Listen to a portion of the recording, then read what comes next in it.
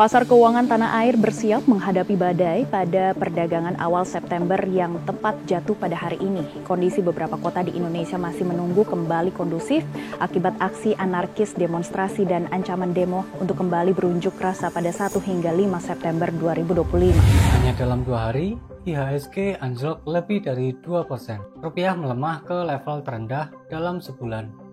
Dan investor asing menarik triliunan rupiah dari pasar Indonesia. Semua ini terjadi setelah gelombang demo mahasiswa dan masyarakat pecah di berbagai kota.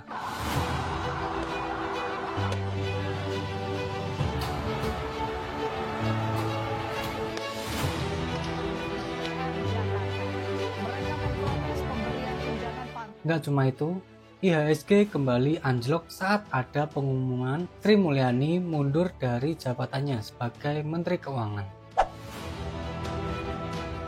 Penggantinya Purbaya Yudi Sadewa bahkan tak mampu meredam kepanikan pasar. Pertanyaannya, apakah gejolak ini cuma sementara atau sinyal bahwa risiko politik Indonesia bisa jadi bom waktu bagi pasar keuangan?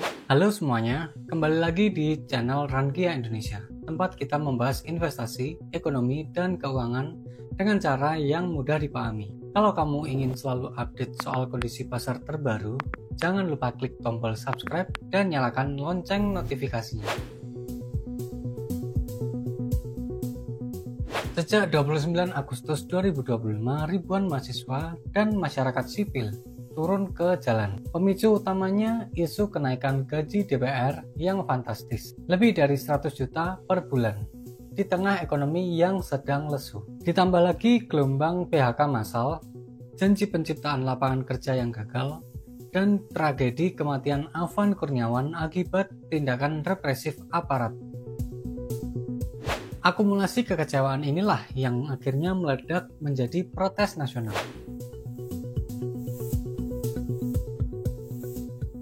Kalau kita lihat, beberapa tokoh masyarakat seperti Jerome Pauline dan Salsa Erwina merangkum beberapa tuntutan dari masyarakat. Tuntutan tersebut kita kenal dengan nama 17+8, yaitu 17 tuntutan yang wajib dipenuhi hingga 5 September dan 8 tuntutan yang wajib dipenuhi dalam 1 tahun. Isinya tegas, hentikan kekerasan, usut korban jiwa, dan bebaskan demonstran yang ditahan. DPR juga diminta berhenti menaikkan gaji, pecat anggota yang tak etis, dan buka ruang dialog publik.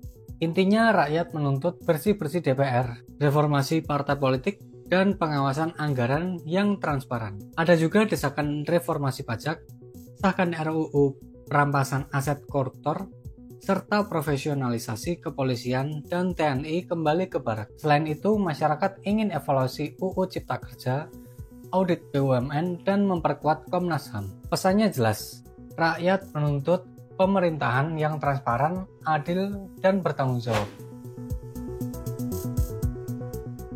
Pasar tentu tidak bisa lepas dari kondisi politik. Saat aksi demo merebak, yang pertama IHSG anjlok 1,53% pada 29 Agustus, bahkan sempat turun lebih dari 2% intraday. Yang kedua, rupiah melemah sekitar 1% ke level 16.475 per dolar Amerika Serikat, terendah sejak awal Agustus. Yang ketiga, investor asing mencatat net sell lebih dari 3 triliun rupiah hanya dalam 2 hari pada 1 September dan IHSG turun 1,21%, bahkan sempat turun hingga 3,61% di pembukaan pasar. Bank Indonesia terpaksa turun tangan.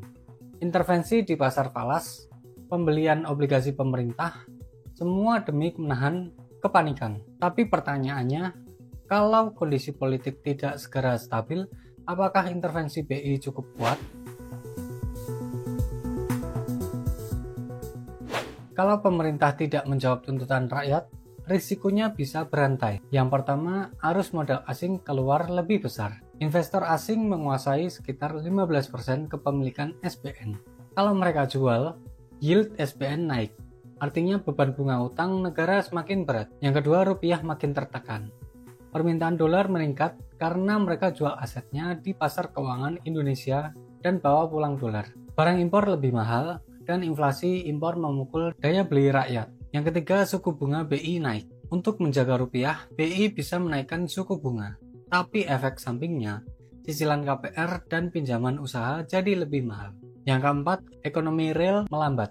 Perusahaan menunda ekspansi, risiko PHK meningkat, dan lapangan kerja makin sempit. Ini bukan hanya soal pasar modal, tapi langsung menyentuh kehidupan sehari-hari masyarakat.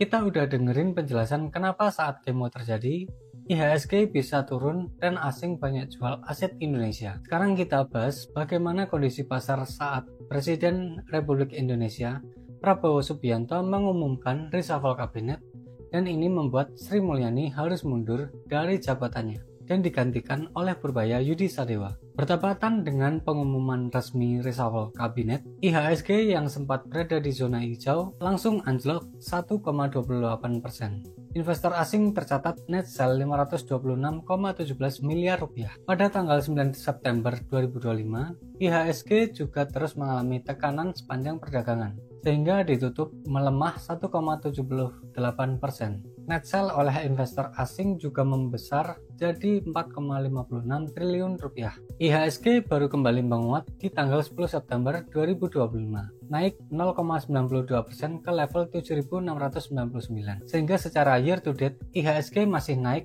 8,74%. Namun asing masih mencatatkan net sell 1,3 triliun, sehingga dalam 3 hari perdagangan asing telah menjual asetnya di pasar Indonesia sekitar 6 triliun. Jadi sejak awal tahun net sell asing telah mencapai 61,5 triliun.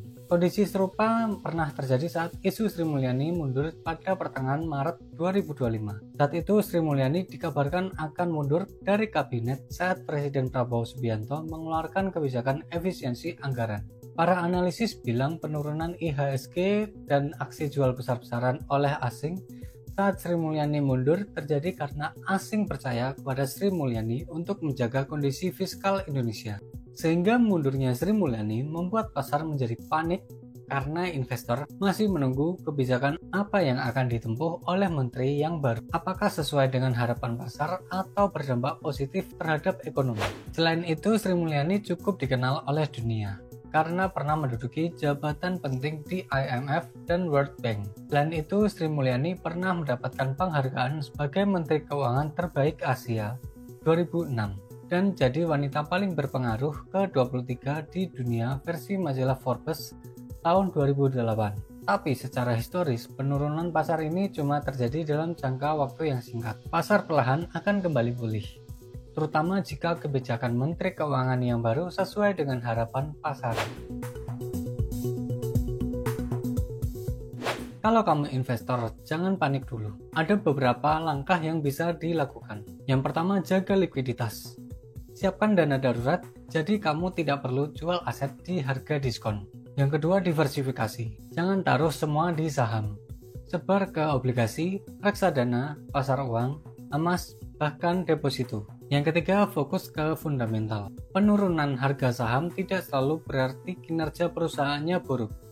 Kadang justru jadi peluang beli murah. Yang keempat, gunakan strategi DCA. Beli rutin dengan jumlah sama, supaya harga beli rata-rata lebih stabil. Yang kelima, kendalikan psikologis. Sejarah membuktikan pasar Indonesia selalu bangkit setelah krisis 98, 2008, 2013, hingga pandemi 2020. Ketidakstabilan politik adalah salah satu risiko terbesar bagi pasar keuangan. Kalau pemerintah tidak segera merespon tuntutan rakyat, maka arus modal asing bisa terus keluar. Rupiah semakin melemah, dan ekonomi kita bisa terseret lebih dalam. Tapi di balik krisis selalu ada peluang. Yang penting kita tetap disiplin dan sabar dalam berinvestasi. Nah, sekarang IHSG sudah menguat lagi. Jadi gimana menurut kamu? Apakah pemerintah bisa menjaga kestabilan politik dan mendorong pertumbuhan ekonomi yang tinggi sehingga asing tertarik kembali masuk ke pasar Indonesia? Yuk tulis pendapatmu di kolom komentar. Kalau video ini bermanfaat, jangan lupa tekan like, share ke teman-temanmu, dan subscribe untuk update analisis terbaru seputar pasar modal dan ekonomi. Sampai jumpa di video berikutnya.